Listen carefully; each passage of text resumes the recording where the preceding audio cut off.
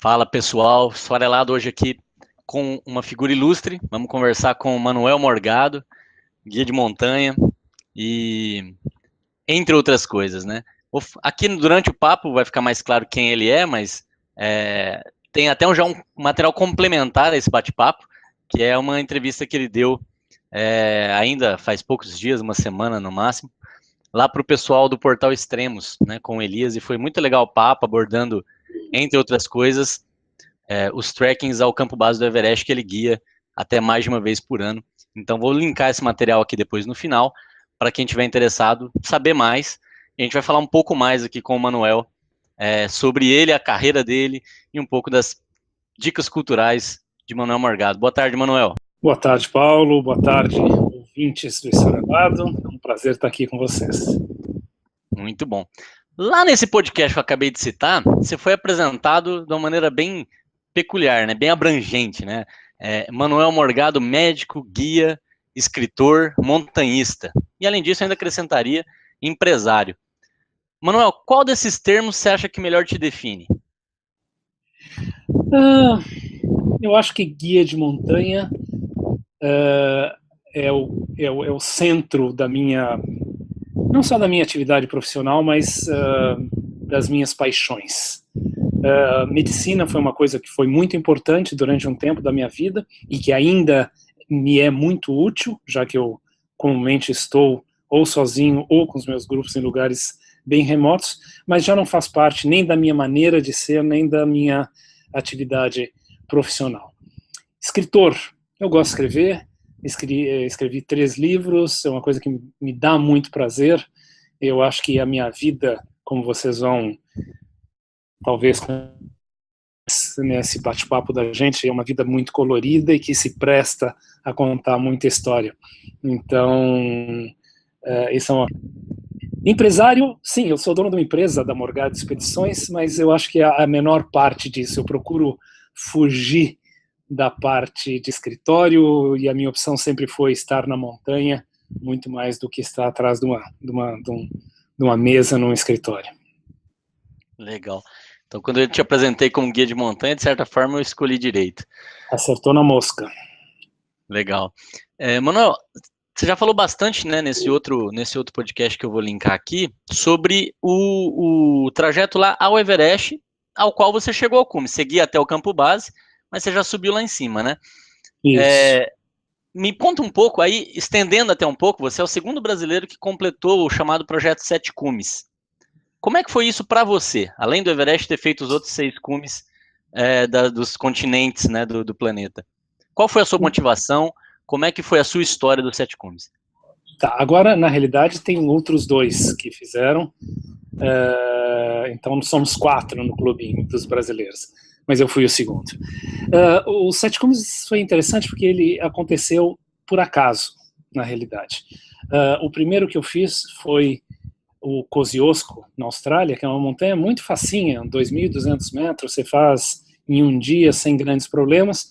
Eu estava morando na Austrália nessa época, e eu passando um período lá, e tinha ido esquiar, foi a minha primeira experiência com esqui, e o Kosciuszko fica ali pertinho da onde eu tinha ido esquiar, e acabei subindo, e enfim, mas era uma época que eu nunca pensava em escalar Everest ou qualquer uma dessas montanhas mais altas.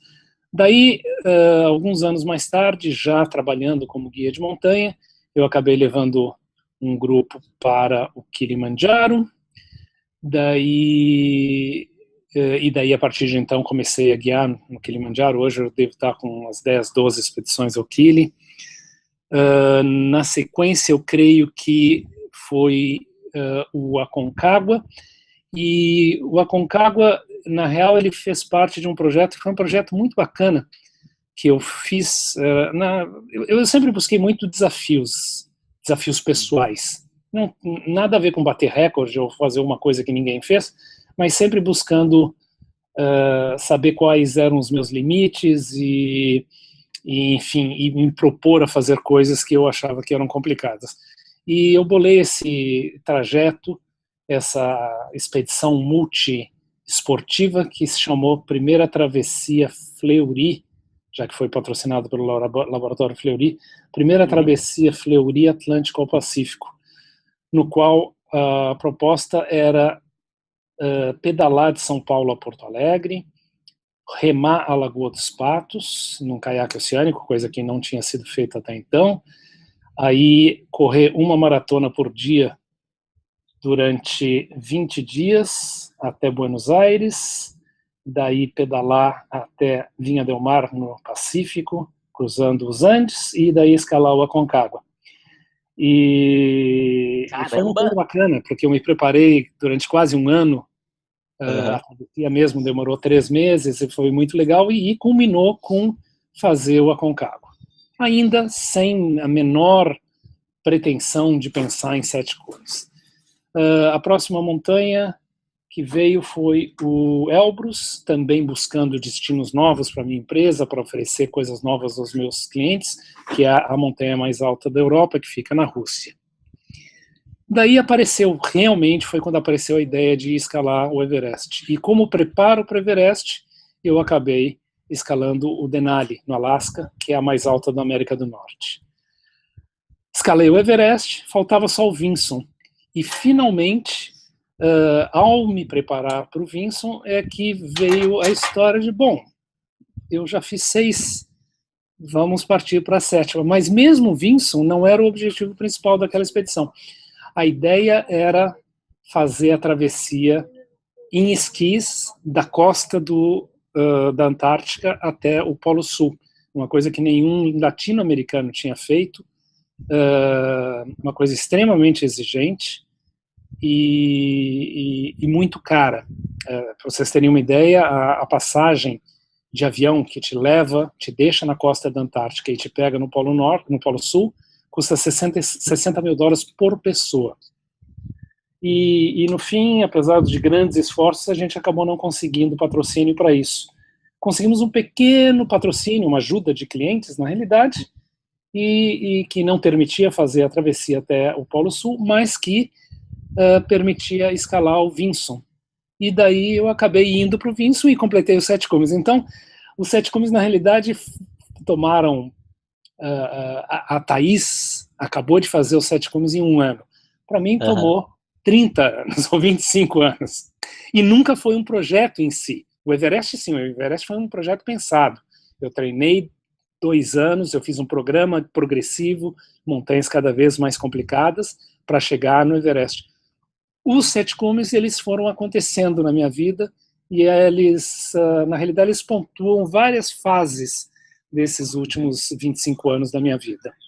Muito curiosa essa história, realmente, porque te pergunto sobre o projeto 7 cumes e você, na verdade, conta coisas totalmente fortuitas e ocasionais, de certa forma, que culminam na concretização do projeto, né? Bem interessante. Para você foi diferente. Que história é essa, então, de 20 maratonas por dia? Você... Tem algumas competições que o pessoal chama de, né, Ironman ou Super Ironman. Essa daí tinha algum nome? Morgado Man, alguma coisa assim? Não, era a travessia Atlântico ao Pacífico, era parte de uma história maior. E o que aconteceu, na realidade, foi um erro estratégico, porque o que eu deveria ter feito teria sido correr de São Paulo a Porto Alegre, que daria mais ou menos as 20 maratonas. Mas eu não queria correr na BR. Correr aqui no Brasil eu achei que ia ser muito complicado. As estradas muito movimentadas, tudo. Então eu acabei pedalando esse período e depois remando, e depois que eu fui correr. O que aconteceu? 12 dias pedalando, 12 dias remando. Quando eu entrei para fazer as 20 maratonas, eu estava 1 mês sem correr. E na 8ª maratona eu tive uma fratura de estresse. Então acabei não fazendo as 20, eu fiz 8, e daí o que eu percebi é que, mesmo com a fratura de estresse, eu conseguiria pedalar. Então eu aumentei o período de bicicleta e diminui o período de corrida. Mas foi muito interessante, porque eu, na época, depois disso, muita gente já fez coisa muito pior. Outro dia eu fiquei sabendo que um cara atravessou o Saara em maratonas, em trechos de 60 quilômetros, o Saara inteiro, do Marrocos até o Egito. Nossa. Naquele tipo de clima, naquele tipo de terreno. Então, de lá para cá já se fez coisas cada vez mais complicadas, mas na época, 20 maratonas consecutivas era uma coisa assim louquíssima. Eu fui conversar com o personal trainer, o Marcos Paulo Reis, ele achou viável, porém muito difícil, e me perguntou se eu me proporia a colocar um ano da minha vida treinando para isso, e eu falei que estava disposto, e a gente foi, e realmente teria dado certo inteirinho se eu tivesse feito na ordem correta. Mas mesmo assim foi muito bacana, foi muito difícil, envolveu muito tempo, muita dedicação, mas foi chegar no topo do Aconcagua, culminando com tudo que eu tinha feito, foi uma coisa de muita satisfação para mim. Bacana. E a fratura que você teve não te atrapalhou de fazer o cume de forma alguma? Não, porque depois dessa fratura, eu tive mais uns 20 dias de bice, e como o bice não tem impacto, ela foi consolidando, eu descansei um pouquinho em Mendonça e parti para o Aconcagua sem problemas. Ela não voltou a incomodar. Era correr que era um problema. Entendi, bacana. Então, quer dizer, você começou na Austrália de maneira até despretensiosa, né? Depois Sim. Foi para o Kili, onde nós nos conhecemos no ano passado, né, nessa mesma montanha. Exato. Seguiu, então, para o Aconcagua nesse trajeto ligando os dois oceanos que você acabou de comentar. E aí virou o Everest a sua... Aí sim, né? Não, desculpa, ainda teve o Elbrus antes, e daí sim o projeto do Everest.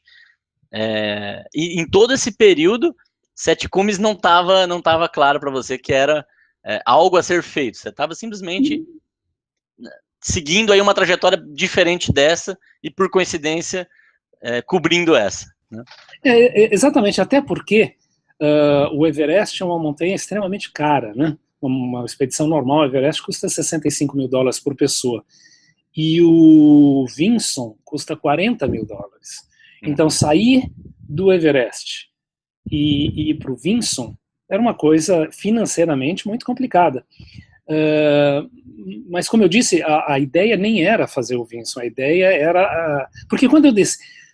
Se você tem essa coisa de desafios, de guiar sua vida por tentar fazer coisas que você acha muito complicadas e ter o prazer de consegui-las, ou de pelo menos tentar, e dedicar-se a isso e colocar isso como meta, quando eu desci do Everest, eu pensei, puxa vida, e agora, né? O que que eu vou fazer? Qual vai ser a minha mira? Porque em termos de montanhismo, eu tinha acabado de escalar a montanha mais alta do planeta. Eu falei, o que eu vou fazer? E eu, coincidentemente, estava lendo um livro de um inglês que teve algumas travessias na Antártica, e eu pensei, puxa vida, a Antártica é um lugar que me chamava, assim, muito, muito, muito.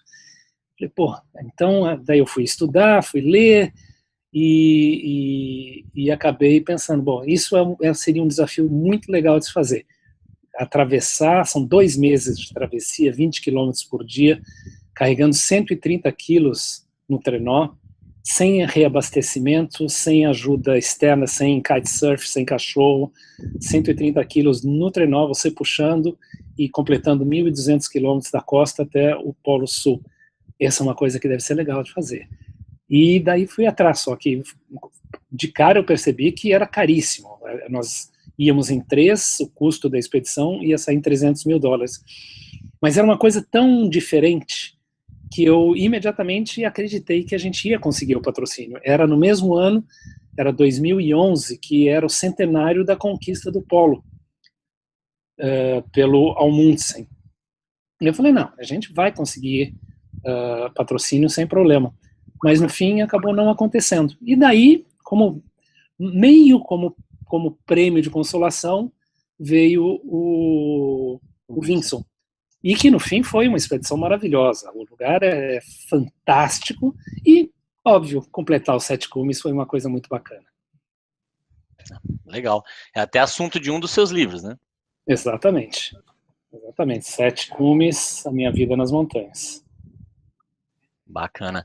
Manuel, essa questão dos 7 cumes, né, esse projeto, como ele já foi feito por muitas pessoas, apesar disso, né, ele tem uma certa controvérsia quanto a qual é o 7º cume, justamente esse da Oceania, né? Você falou que fez a montanha na Austrália, mas tem versões desse projeto que indicam que deveria ter sido feita a da Indonésia, ou poderia ter sido feita da Indonésia. Tem gente até que defende que poderia ser uma montanha na Nova Zelândia, segundo as minhas pesquisas. Isso te interessa de alguma forma? Cobrir os outros 7 cumes? Ou não? Então, o que acontece é assim, eu sempre, quando alguém me questiona, a primeira coisa que eu pergunto é assim, qual é a sua definição de continente? E é engraçado, porque eu pergunto isso para os grupos, 20 pessoas, e fica aquele silêncio ao redor. Eu falei, não, peraí, pessoal, o que é um continente? Continente vocês aprendem na escola. O filho de vocês pergunta para vocês, pai, o que é continente? E daí vem, bom, é uma massa de terra rodeada de água. Ok, qual é a diferença de ilha e continente? Não sei. Groenlândia é continente? É uma ilha enorme, né? Não é. Então o que é continente? Não sei. Aí eu fui ler, né? Porque nesse ponto me interessava saber se eu estava fazendo os 7 cumes ou se eu teria que fazer o Carlton's Pyramid, né? Na Indonésia. E o que eu acabei aprendendo é que a definição de continente, ela não existe. Ela é uma coisa arbitrária. Tem países que ensinam que existem 4 continentes, outros que ensinam que tem 5, outros que tem 6, outros que tem 7. Na Austrália, as crianças aprendem que a Austrália é um continente. Então, não existe um acordo em relação ao que é continente. Por isso que existe essa diferença entre o Kosciuszko e o Cartens. Então, qual é a história? Alguns das definições usam placas tectônicas, e isso que faz com que o Cartens, que fica na Indonésia, que é um país da Ásia, seja considerado uma montanha da placa tectônica que engloba a Oceania. Dentro dessa definição de placa tectônica, as ilhas não fazem parte. Então, Nova Zelândia não faz parte de continente nenhum, de acordo com muitas das definições. Na brasileira, a Oceania, e muitas outras definições não faz. O Caribe não faz parte, nem as do Pacífico não fazem parte de nenhum continente. Alguns países ensinam que as Américas são um continente. E tem sentido, porque não tem divisão entre América do Norte, América Central e América do Sul. Ásia e Oceania, Ásia e Europa, é uma massa contínua de terra. Então devia ser Eurásia, e não o continente europeu e o continente asiático. A África, com exceção do Suez, está ligado à Ásia. Na real, se é uma massa de terra contígua rodeada de oceanos, a Europa, a Ásia e a África deveriam ser um continente só. Então, é extremamente não controverso, pelo contrário, é extremamente variável a definição do que é um continente e, portanto, é extremamente variável o que é a definição de quais são as 7 montanhas, os 7 cumes. Como o Cartens envolve uma semana de caminhada na selva, um dia de escalada, uma semana de caminhada na selva para voltar, e eu não gosto muito de caminhar em lugar quente com mosquito e com floresta muito fechada, e custa muito caro, custa 17, 18 mil dólares uma expedição, e eu já tinha feito o Kosciuszko, e o Kosciuszko é oficialmente reconhecido como uma das 7, eu nunca optei por fazer a outra. Legal. Uma longa resposta para o que você me perguntou, mas eu acho que é importante esclarecer. E daí hoje, se você consultar as listas, você vai ver gente que fez uma lista, gente que fez a outra lista e gente que fez as 2 listas. Entendi. E aí é questão realmente de opção, de certa forma, né? Já que tem essa variação na definição, foi legal que você já aproveitou e deu uma exposição bem ampla aí sobre o que é continente, eu gostei muito. De fato, é uma opção, né? Então, uma lista ou outra lista, tanto faz. Exatamente. E assim, como eu disse, eu nunca fui atrás de fazer os 7 cumes. Ele aconteceu na minha vida. É legal, é bacana, é legal estar lá, são 4 brasileiros que fizeram, é divertido isso, mas nunca foi assim um objetivo meu. Ao contrário do Everest. O Everest não, foi pensado, planejado cuidadosamente, feito com carinho, com profissionalismo, e consegui fazer.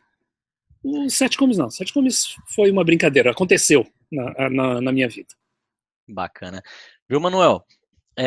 Segundo aqui o Portal Extremos, um dos guias que eu usei aqui para preparar essa pauta de hoje, já foram 8 brasileiros, não mais 4, hein? Tem gente nova aí. Ah, é? Sim. Tá aqui com o Valdemar, né? Que é o Niklevix, que foi o primeiro. Até aproveitando, a próxima pergunta já tem a ver com isso, então vou aproveitar para dar esse histórico, né? Então, ele fez em 97 os 7 comes. Você fez em 2011, né? Então já passou um bom período aí de 14 anos entre o primeiro e o segundo brasileiros a completar. Depois de vocês dois, tivemos Carlos Santalena, o Eduardo Kepp, a Ana Elisa Boscarioli, que foi a primeira mulher, né? Depois o Rosier Alexandre, Thaís Pegorari e Rodrigo Raineri, que todos eles fizeram em 2016, no ano passado, esses 3.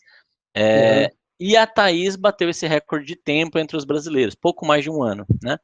Mas o ponto da minha pergunta é 14 anos entre o primeiro e o segundo, mas entre o segundo e o oitavo, apenas 6 anos, né? Ou seja, nos últimos 6 anos, uma média de 1 por ano completando os 7 cumes.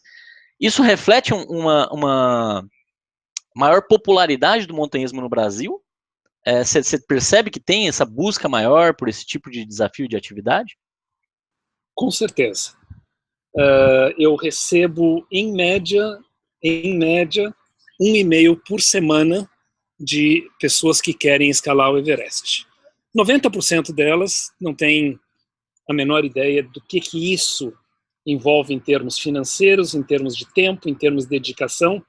Então, normalmente eu recebo o e-mail, respondo, coloco mais ou menos o custo de um Everest, um preparo para o Everest, e coloco o quanto precisa de férias ou afastamento do trabalho para que você possa escalar o Everest, e normalmente a nossa conversa acaba por aí. Muito poucas pessoas prosseguem depois dessa primeira informação. Eu acho que fica todo mundo muito surpreso que uma expedição ao Everest demora ao redor de 75 dias e que custa $65 mil. E que um preparo total bem feito, na maneira como eu penso, um preparo total para o Everest custa ao redor de $150 mil e exige ao redor de 200 dias de férias. Então, a sensação que as pessoas têm é que, não, eu quero escalar o Everest, nós estamos em março, daria para fazer em dezembro? É mais ou menos assim. Então, mas o simples fato de eu receber tantos e-mails já mostra que existe um interesse. Agora, com certeza, até pelo número de pessoas que vão ao campo base do Everest, que vão ao Kilimanjaro hoje em dia, o número de brasileiros, isso aumentou exponencialmente desde nesses últimos 10 anos. E eu acho que existe um interesse muito maior por montanhismo. Eu acho que o fato das pessoas terem acompanhado essas últimas escaladas acaba motivando que outras pessoas façam. Eles veem pessoas que nem o Cristiano Miller, que não tinha grande experiência de montanha, que se dedica e faz o Everest depois de um ano de treinos intensos. Eu acho que tudo isso começa a passar para as pessoas que, bom, quem sabe eu também possa fazer isso, quem sabe se eu me dedicar, eu também possa fazer. Então, sim, cresceu muito o interesse, e cresceu muito o número de participantes de alta montanha, apesar de ser um esporte que é difícil no Brasil, porque a gente não tem neve, né? É verdade.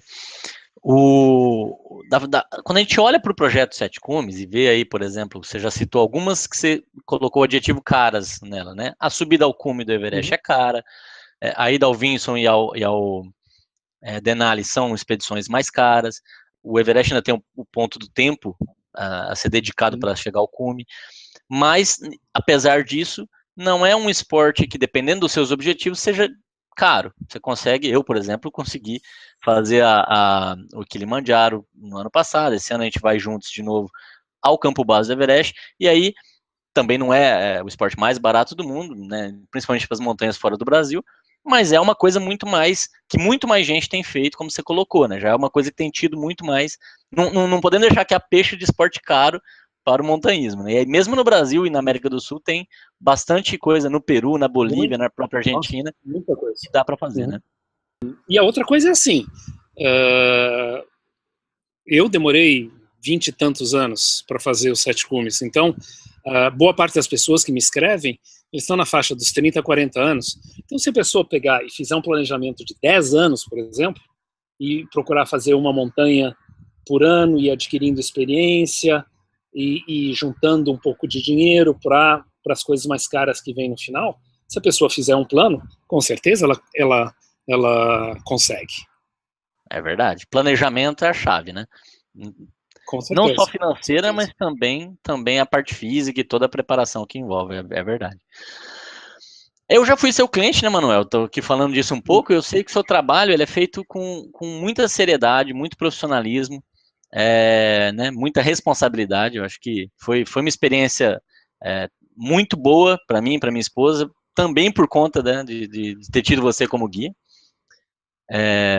Mas não dá para negar que não deixa de ser prazeroso para você, que é um montanhista, estar na montanha, né? Ainda que guiando, né? Imagino eu.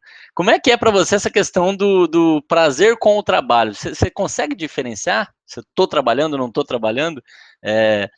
Tem uma parte lá que você contou para a gente durante a expedição lá do Kili, né? O nosso trajeto do Kili curto, foi que você passa 6 meses trabalhando e 6 meses preparando ou descansando, não sei exatamente como é que é essa divisão, mas como é que é isso para você? Como é que é essa divisão do tempo e essa diferença entre trabalho e lazer, né? Bom, você sabe que é engraçado porque desde que eu era muito pequeno eu sabia que eu ia ser médico. Era uma paixão. E aquelas dúvidas que o adolescente tem, o que eu vou fazer, o que eu não vou fazer, para mim nunca foi uma dúvida. Eu sempre soube que eu ia ser médico. Então, medicina foi uma coisa que me atraiu de cara, assim. E eu adorei a faculdade e a residência, eu fiz pediatria. E o que começou a pegar foi que o estilo de vida não estava batendo com o que eu queria. Meu estilo de vida como médico estava completamente fora do que eu gostava, que era viajar, que era estar outdoors, ao ar livre, na natureza. E depois de 5 anos eu acabei largando, fui viajar durante bastante tempo, durante 3 anos, para ver o que aparecia na minha vida que me encantasse novamente. Eu não consigo, e eu falo isso com muita sinceridade, eu não consigo imaginar ou me imaginar trabalhando em alguma coisa que não seja apaixonante para mim, que não seja, que me dê muito prazer, que eu realmente encare como trabalho.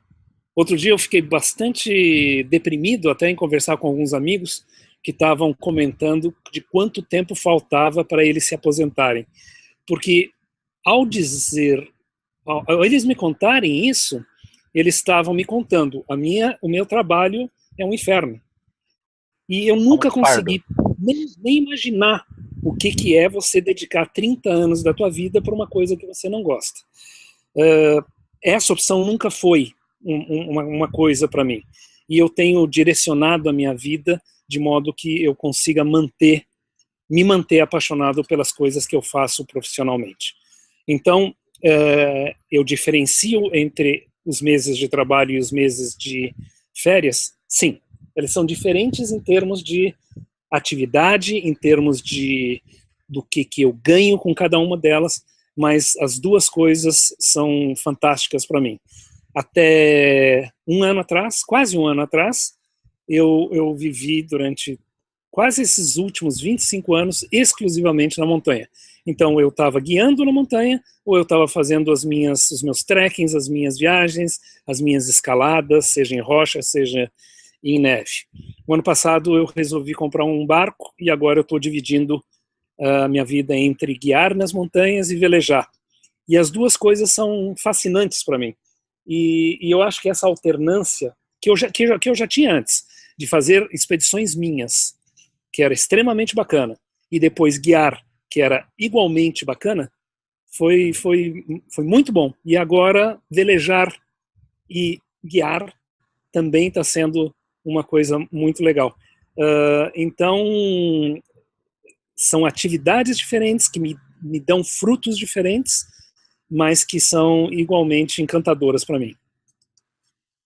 Não, muito interessante, né? É raro, eu acho, encontrar uma pessoa que tenha tido essa história que você conta aqui pra gente de escolhas, né, que nos levam a ter a liberdade, que é o que eu acho que você conseguiu alcançar. Nesse tempo todo que você está viajando, né, de certa forma aí, com essa vida de muita liberdade, até você cita isso já, que durante um bom tempo você não tinha moradia fixa, enfim. Durante 25 anos. Exato. Agora, a minha moradia ela é fixa e móvel. É verdade. No sentido que eu durmo toda noite no mesmo barco, mas o barco nunca está no mesmo lugar. Então, foi um meio termo que eu encontrei que está sendo bem, bem interessante. É curioso isso, né? A aversão ao endereço fixo, né? Não é bem assim que funciona, né? Uhum. Mas o ponto até que eu ia perguntar, eu acho raro esse perfil, não é para todos, com certeza, mas por outro lado é apaixonante, né? Você com certeza cativa todo mundo que percebe as possibilidades que uma vida como a sua trazem, né? Você encontrou alguém parecido com você durante esse tempo todo? Encontrou outro andarilho? A gente encontra, eu acho que pelo tempo que eu andei rodando pelo mundo, não, eu nunca encontrei ninguém. Eu tive várias companheiras que por períodos variáveis de tempo me acompanharam e dividiram a vida comigo, mas depois de alguns anos elas também resolveram que queriam uma base ou filhos ou enfim. Mas durante alguns anos isso foi a vida delas e foi muito rico para elas também. Agora, e a gente encontra gente que está aí 3, 4 anos viajando pelo mundo, mas como eu fiz ou faço, não, eu nunca encontrei ninguém, não por 30 anos rodando por aí. Foi até um dos meus trechos favoritos da tua entrevista lá pro Extremos, que foi essa que você falou e sempre rola mesmo esse papo, você tá viajando há quanto tempo? E você poder responder, tô reviajando há 23 anos, eu ri alto naquele momento. Eu fico até encabulado, às vezes até minto. Você tá viajando por quanto? E normalmente quem está viajando por um ano fala isso com orgulho, porque é uma coisa bacana, né? Você largar tudo que você tem, seja emprego, seja final de estudo, família, namorada, base, segurança, estabilidade e sair por um ano para viajar, isso é admirável e é uma experiência riquíssima. Então, com razão, a pessoa que está viajando há um ano, quando você pergunta há quanto tempo ela está viajando, ela fala, estou viajando há um ano, assim, de boca cheia. Sim. Então eu fico até encabulado de falar que estou viajando há 25. Então, às vezes eu faço uma mentirinha branca. Você coloca 1 ano e 2 meses, né? Isso. É muita renúncia e muito desapego, né? De certa forma, esse formato de vida que você adotou, né? Você sente que, digamos assim, o que te trouxe de melhor e de pior esse estilo de vida que você tem? De melhor, e isso é um pouquinho mais complicado de definir, é sentir que eu estou seguindo aquilo que eu sou. E isso é bem complexo, eu podia ficar mais 3 horas falando sobre isso, mas eu acho que, resumindo, é isso, é saber que eu estou sendo sincero àquele que eu sou. Eu estou respeitando o meu sonho. E eu estou corrigindo o rumo da minha vida conforme os anos vão passando, porque a gente nunca é a mesma pessoa durante muito tempo. A gente vai mudando, as medidas são pequenininhas e vão se acumulando, mas se você olhar 10 anos atrás, possivelmente você vai notar que você é razoavelmente diferente de quem você era, os teus sonhos, as tuas ambições, a tua maneira de pensar, elas mudaram bastante. Então, eu acho que o de melhor foi isso mesmo, foi sentir que eu consegui me manter fiel a mim mesmo. De pior, eu não diria pior, mas eu diria que as renúncias, elas acontecem. E até comentei isso também na entrevista do Extremos. Eu acho que estar longe de pessoas que eu fui criando uma grande amizade no decorrer desses anos é a parte mais complicada. Hoje é segunda-feira. Sábado eu fui visitar um casal que, por coincidência, está morando a 100 quilômetros daqui da Marina, onde está o meu barco agora, e que a gente velejou no Caribe durante um mês, e depois eles foram ao campo base do Everest comigo, um casal de americanos, e isso aconteceu há 9 anos atrás, o Everest, e há 11 anos atrás a nossa viagem pelo Caribe. E foi incrível, porque depois de tanto tempo, 9 anos sem a gente se ver, a gente clicou imediatamente. Então tem pessoas, acho que todo mundo tem essa experiência, que você sabe que independente da distância física, você sempre vai ser muito amigo. Mas estar longe dessas pessoas fisicamente é um preço a pagar pelo estilo de vida que eu tenho. Entendi, é fato que é um andarilho, né? É o dilema do andarilho, né? Do ermitão também um pouco. Você não é tão solitário, né, Manoel? Você tá sempre acompanhado e sempre em grupos ou em pequenos grupos, né? Mas pouco só.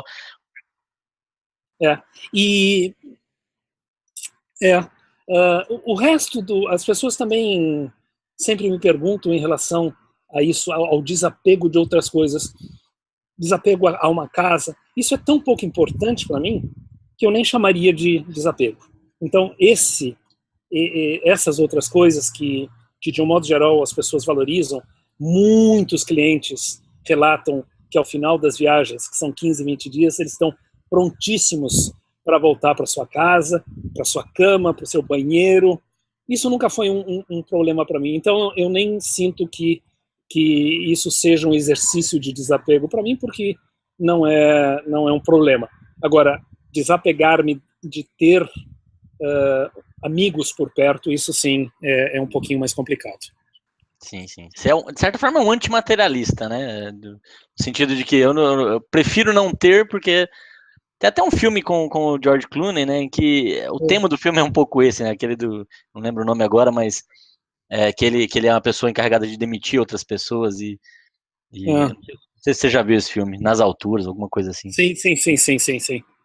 Que é justamente essa ideia, né? De você ter o mínimo possível para você poder se movimentar rápido, né?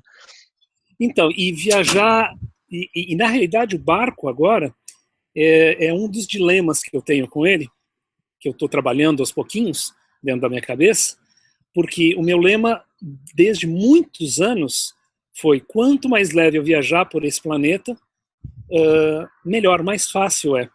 E durante muitos anos, tudo que eu tinha cabia em 2 duffels, em 2 malas, ou em 2 mochilas. E era engraçado, porque antigamente, com menos tecnologia, eu tinha, por exemplo, 10 fitas cassete.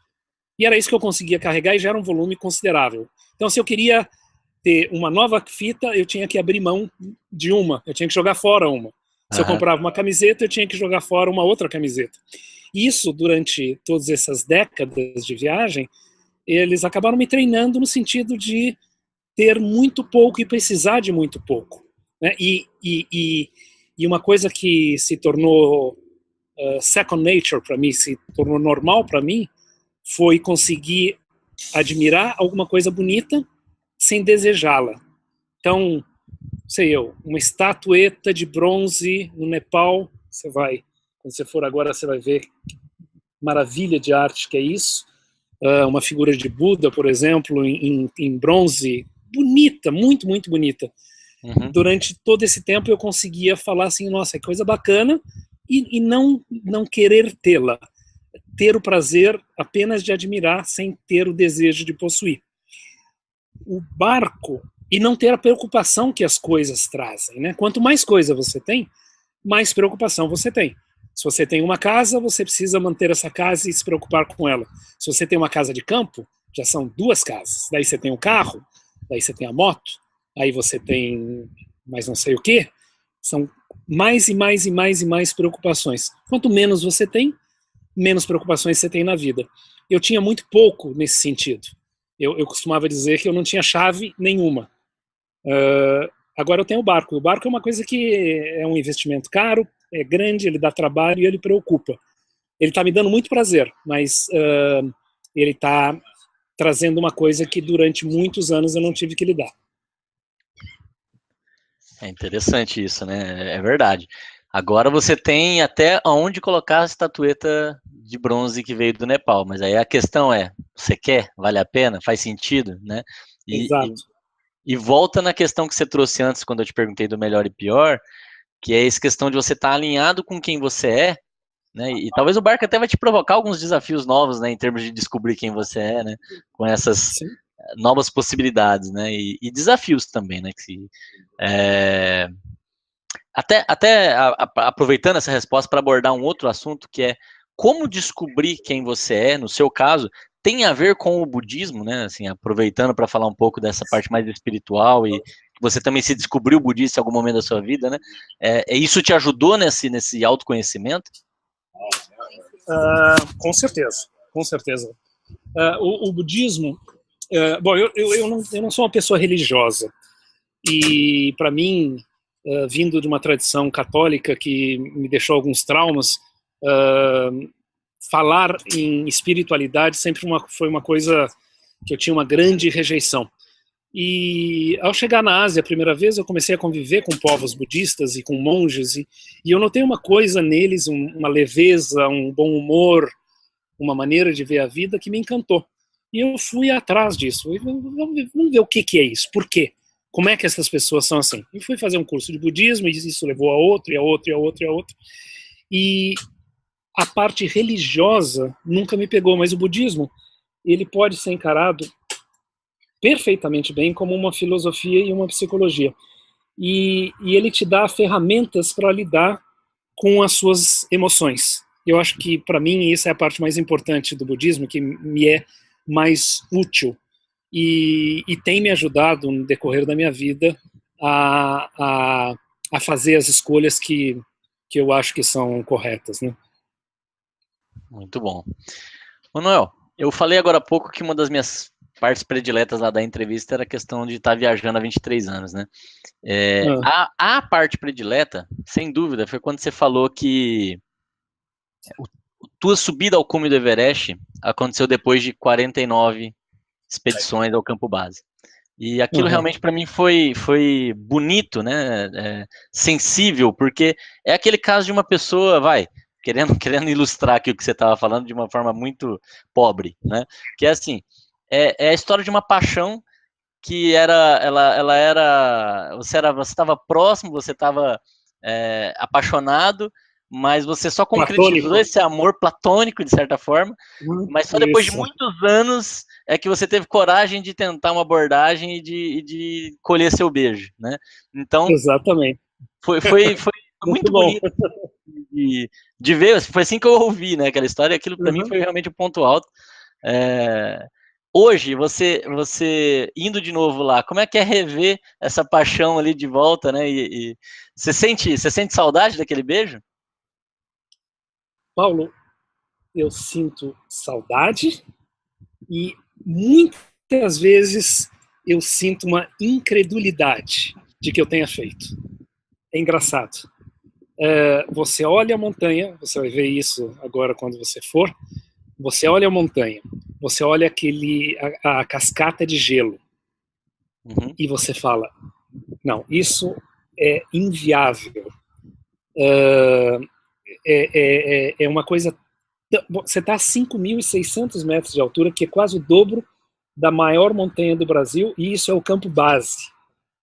E você sabe que você tem 3,5 km acima daquilo, que você a 5.600 você já não tem oxigênio, você já está bufando, e você sabe que lá em cima a coisa é muito mais complicada. Tem uma definição que eu acho bacana de um montanhista que fala que escalar o Everest é a mesma coisa que correr numa esteira respirando por um canudo.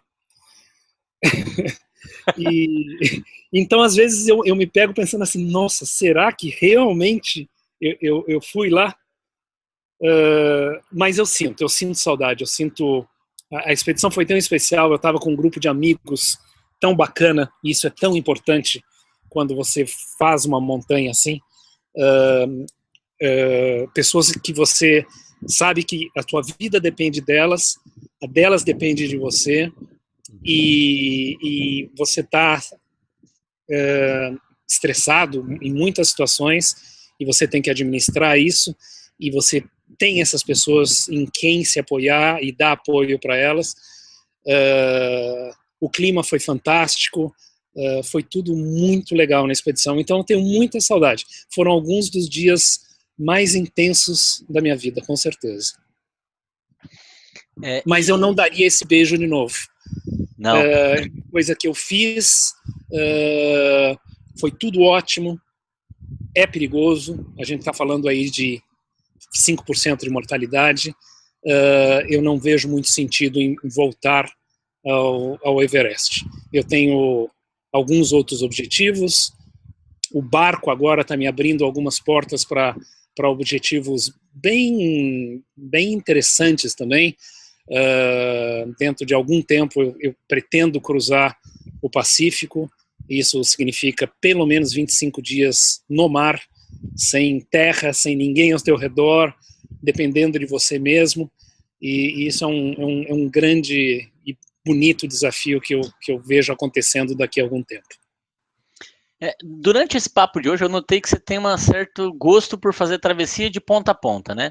Teve aquela do Aconcagua, teve aquela do Alasca, do Polo Sul, e agora tem essa do barco, né? Você ligar pontas ou estar de um extremo ao outro parece que é algo que te encanta, né? Sim, é uma coisa bacana. Inclusive, algumas viagens de bicicleta que eu fiz, eu sempre preferi completar alguma coisa do que fazer uma pequena parte de por exemplo, fazer 1000 quilômetros na Austrália me dá muito menos prazer se eu bolar uma expedição do que dar a volta inteira na Islândia. Apesar de ser, por exemplo, a mesma distância. Então, você tem razão. Travessias me encantam. Você sair de um ponto A para um ponto B. Por exemplo, uma coisa que eu ainda gostaria de fazer é a travessia da Groenlândia, sair do oeste da Groenlândia e ir em esquis até o leste da Groenlândia. É uma coisa bacana. Sim, eu gosto de travessias. Obrigado por me mostrar isso. Interessante. É interessante mesmo, é um estilo, né, de trajeto que te satisfaz bem. Você me contou, durante lá também o nosso tempo juntos, 2 recordes que você tem, talvez não oficiais. Eu queria saber de qual deles você tem mais orgulho. A evacuação mais alta do planeta ou o maior número de grupos guiados por um estrangeiro ao campo base do Everest? Bom, aos ouvintes tem que esclarecer o que é evacuação, né? Porque pode ser que eu estou falando de resgate de alguém, não é bem isso, né? Não é tão nobre. Olha, não, eu não tenho nenhum orgulho da minha evacuação mais alta do planeta. Então eu preciso esclarecer. Você quer que eu esclareça isso para os ouvintes, certo? Claro. Bom, escatologia tem lugar aqui no Esfarelado. Que bom. No dia de cume do Everest, eu tive diarreia. E dá para imaginar o que é isso, ou vocês podem tentar imaginar o que é isso lá em cima. Eu saí do campo alto, a 8.000 metros, às 9 da noite, e comecei a ouvir um gló-gló-gló na minha barriga, e eu achei, bom, é medo, né? Famoso, bom, você está... Por 2 anos eu vim me preparando para essa noite, por 2 meses eu estava me preparando lá, já escalando o Everest, para esse dia. Obviamente você tem todos os fantasmas e demônios e medos que você possa imaginar quando você começa. Será que eu vou dar conta? Será que o tempo vai se segurar? Será que eu volto vivo dessa? Então, senti um movimento intestinal maior de medo, mais do que esperado. Eu acho que não devia ter só eu nessa situação. Mas isso claramente se mostrou que não era só isso. E no fim, a 100 metros do cume, não teve mais jeito, eu tive que parar. E foi um drama. Foi camadas e camadas de roupa, a máscara de oxigênio atrapalha, eu tive que tirar, a luva, que não é uma luva, é um mitten, parece uma pata de urso, eu tive que tirar, e enfim. E tenho então o recorde mundial da evacuação mais alta do planeta, mas E é arriscado, não, Manuel? Por conta Oi? do frio. É arriscado, né? Por conta de expor o corpo nessa temperatura, não? É extremamente arriscado, mas não tinha o que fazer, eu não conseguia, a ideia era soltar, eu estava com a roupa, eu falei, não, vai aqui na roupa mesmo, mas não consegui, por alguma razão meu corpo não obedeceu, então eu tive que parar e meio que me despir. E foi o momento que eu percebi com mais clareza o quanto meu cérebro não estava funcionando em 100% da capacidade dele, porque eu tirei as luvas, e isso é a regra mais básica que existe. O mais pouco experiente montanhista sabe que você não pode deixar a pele exposta. E eu tirei a luva para tirar a roupa, e quando eu devia ter colocado a luva imediatamente, e o oxigênio também, e eu não pus. Lá em cima, você fica funcionando a 50%. E isso quase me tirou a vida, porque se a minha mão tivesse realmente congelada, eu não teria descido de lá. Então nesse momento, eu fiz tudo errado. Então não tenho nada para me orgulhar do meu recorde. Mas enfim, é um recorde. O recorde do estrangeiro, não Sherpa, não nepalês, que levou o maior número de grupos para o campo base do Everest, agora eu estou com 63, esse ano eu completo mais 2, vão ser 65 grupos que eu guiei ao campo base do Everest. Esse recorde me dá muito orgulho e muita, muita, muita felicidade. Gostaria de chegar a 100.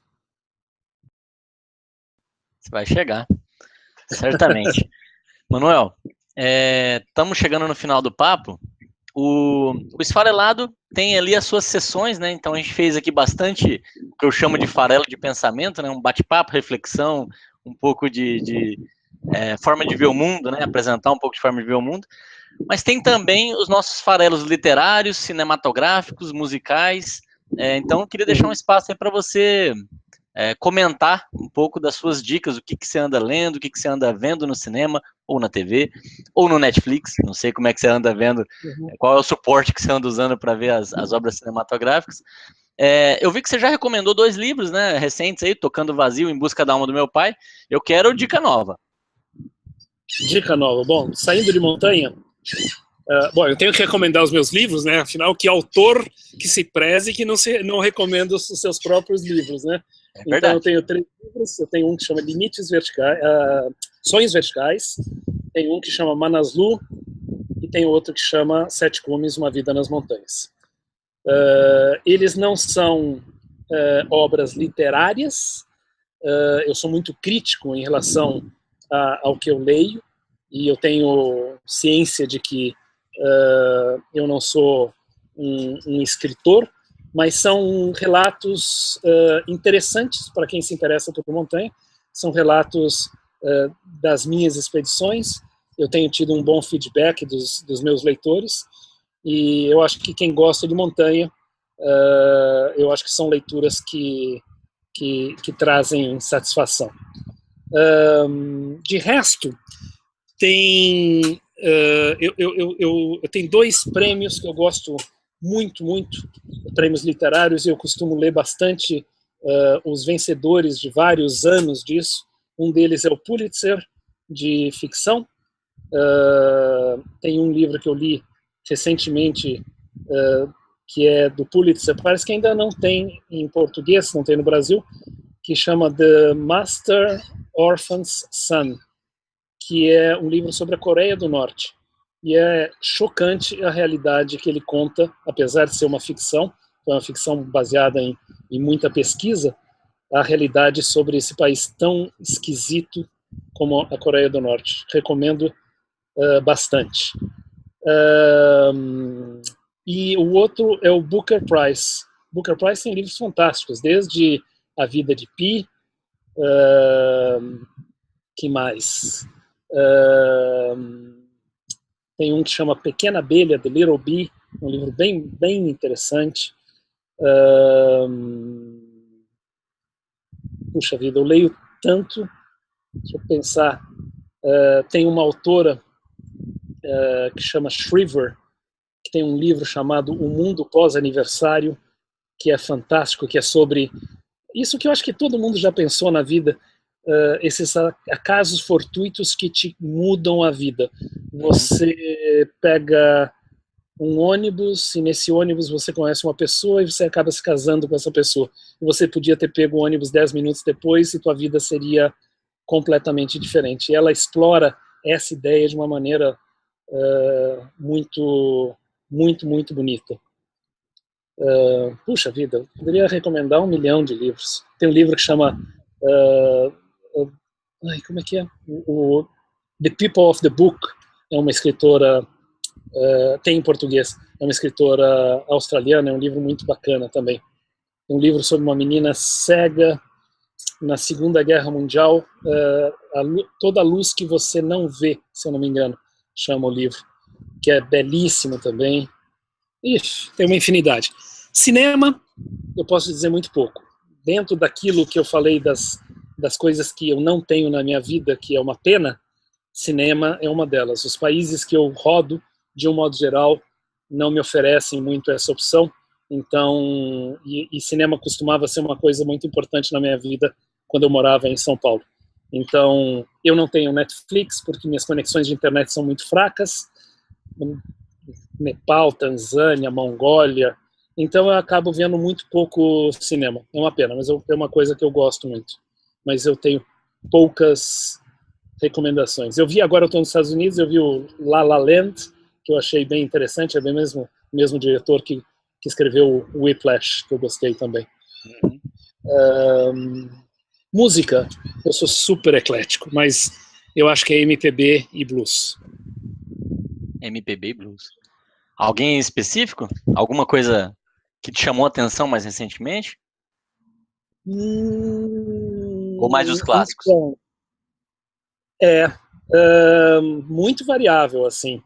Mas, de novo, eu não estando num centro urbano, em contato com as pessoas, lendo resenhas e tudo, eu acabo não sabendo muito de quem está aparecendo. Então, mas assim, enquanto gênero, são 2 gêneros que eu gosto muito. Bacana. Temos também os nossos farelos de viagem, né? Que reconta um pouco daí dos meus turismos, né? Agora, no seu caso, não, a gente ia ter que gravar outro só para falar disso, né? Mas eu tenho uma pergunta, então, para completar aí o farelo de viagem, duas perguntinhas de viagem. A primeira é, você tem alguma preferência pelo Oriente em relação ao Ocidente, em termos de destino? Porque eu vejo que Nepal, Índia, Camboja, Vietnã são muito presentes quando você fala um pouco dos projetos que você já executou e até dos seus roteiros principais, né? Tem alguma preferência pelo Oriente aí enquanto destino? Você tem algum encanto particular pelo Oriente? Ou é uma coincidência? Não, é um encanto, é uma paixão que eu tenho pela Ásia. Eu acho que, assim, de um modo geral, eu gosto de países com culturas diferentes, coisa que é cada vez mais raro hoje em dia, mas enfim. Então, gosto muito da Bolívia, gosto muito do Peru, eu acho a Argentina e o Chile muito bonitos, mas me dá muito mais prazer viajar pela Bolívia e pelo Peru do que pela Argentina e pelo Chile, por exemplo. Mas Ásia, eu acho que até por eu me identificar tanto pelas culturas, pelas filosofias da Ásia e pela maneira das pessoas serem. Não, Ásia é o meu continente favorito, com certeza. Então aí talvez caiba bem fazer essa pergunta. Quais são as pérolas que ainda estão escondidas do resto do mundo? Você que viajou tanto, você tem alguma... O Esfarelado não tem esse público tão grande assim, mesmo você pode contar aí pra gente que não vai fazer com que o lugar se transforme do dia para a noite em um mega centro de turismo. Olha, eu tento a cada 1 ou 2 anos e fazer alguma coisa muito diferente, buscando lugares que ainda estão intocados. Então fez parte disso um trekking no Nepal que chama Dolpo, que recebe ao redor de 1.000 pessoas por ano.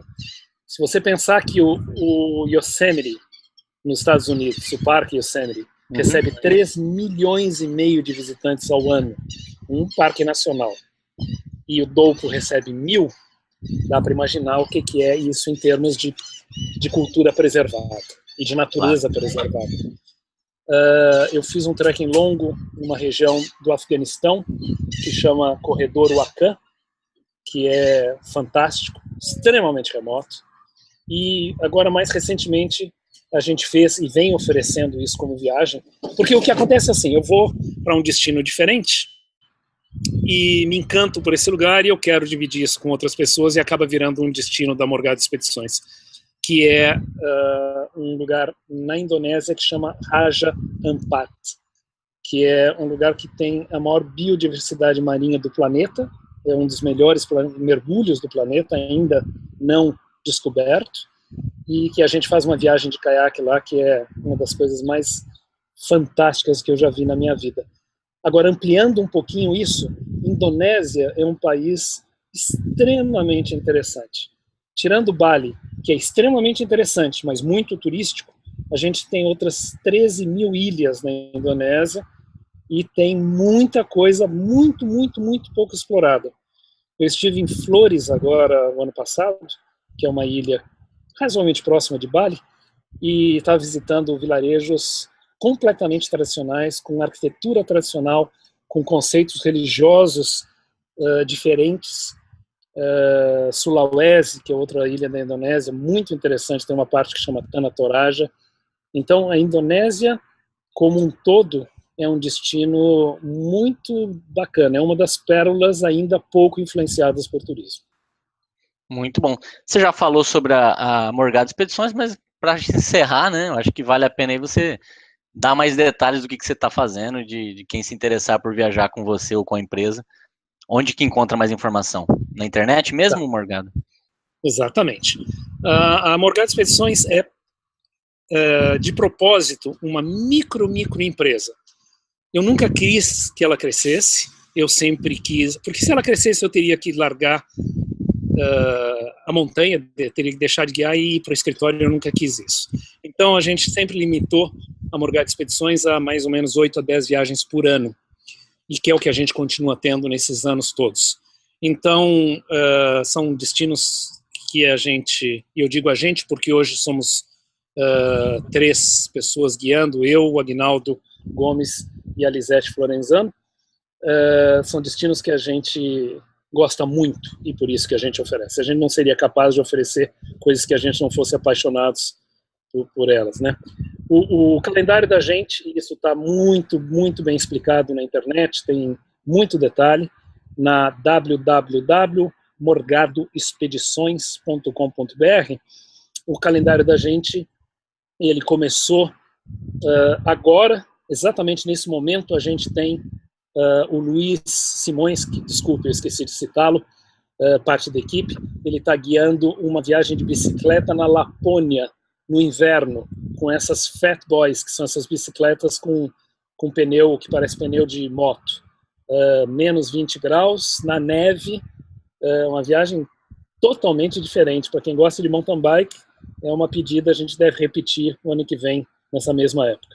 Vem agora a viagem dos Pirineus, que é a escalada das 3 maiores montanhas dos Pirineus, que são montanhas ao redor de 3.000 metros, são escaladas não técnicas, muito bonito, também viagem que o Luiz Simões guia. Vem depois o campo base do Everest via Góquio com a Lisete, vem o campo base do Everest sem Góquio comigo, depois vem Kilimanjaro, Elbrus, Mongólia, Tour de Mont Blanc com o Aguinaldo, que a gente vai fazer a volta completa, 360 graus, saindo da França, indo para a Itália, Suíça e voltando para a França, ficando em hotéisinhos, uma viagem bem bacana. Depois Marrocos, um trekking na região dos Atlas, depois indo para o Sahara e para Marrakech. Depois disso, mais uma saída para o campo base do Everest. Temos um workshop de fotografia no Nepal em outubro. Isso é contato direto com a gente, quem tiver interessado. E depois disso temos mais um Kilimanjaro no fim do ano com o Aguinaldo. Então tá e aí a viagem de caiaque. Então a gente tem aí escaladas, caminhadas leves, caminhadas mais pesadas, caiaque, bicicleta, tem para todo mundo. Tem para todo gosto. É só Muito gostar bom. de natureza que vai encontrar alguma coisa bacana no site. Com certeza. Manuel, muito obrigado mesmo. Valeu. E eu que agradeço. Um prazerzaço estar aí conversando com você, estar aí conversando contigo, matar a saudade. Faz tempo que a gente não se vê em breve. É isso aí, até breve. E eu vou levar o panetone para você no fim do ano. Opa, beleza. Um abração, valeu. Um abraço, tchau.